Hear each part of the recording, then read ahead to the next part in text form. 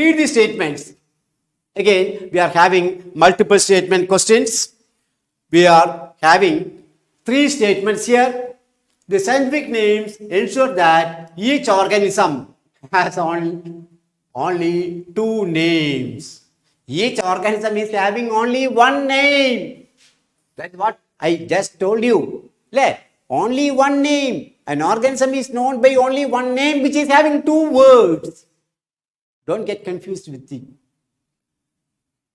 A group or category of living organism is called hierarchy. No. What is hierarchy? All the taxa together, arranged in their order, is called the hierarchy, the ranking.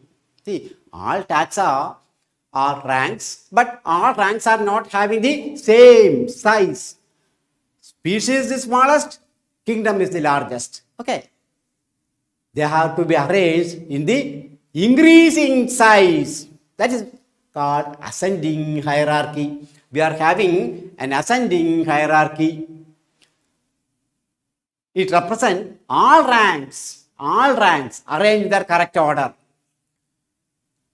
There are 7 subcategories.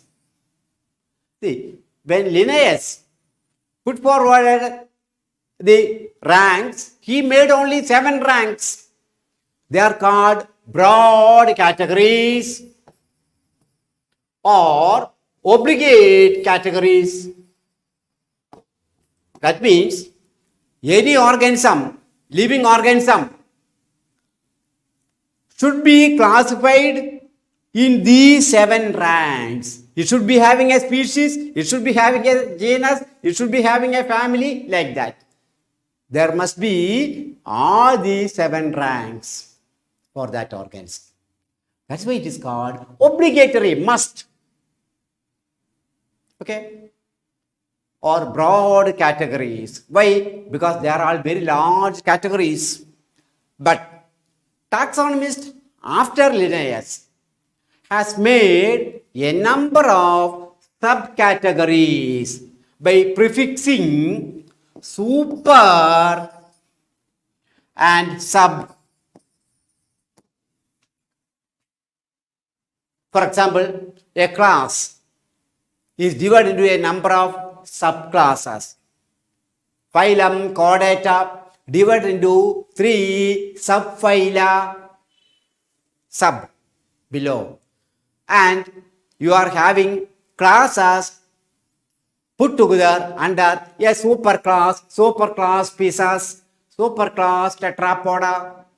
So, a number of classes put together into a larger one. So, super. So, super is above, sub is below, a broad category. So, by prefixing super and sub, we are all making a number of subcategories. Why? Why we are all making such subcategories? To make classification 100% scientific, updated, and also to include newly invented organisms.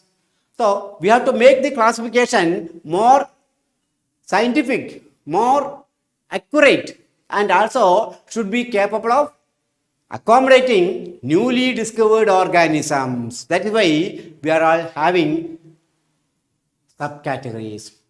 Linnaeus made 7 broad categories. That means all the 3 are wrong. So, what is the option? Doll. Okay. So, answer is clear in our mind. Then you go to the option which is giving that answer. I hope you are all following the technique in arriving at the correct answer. Is it okay?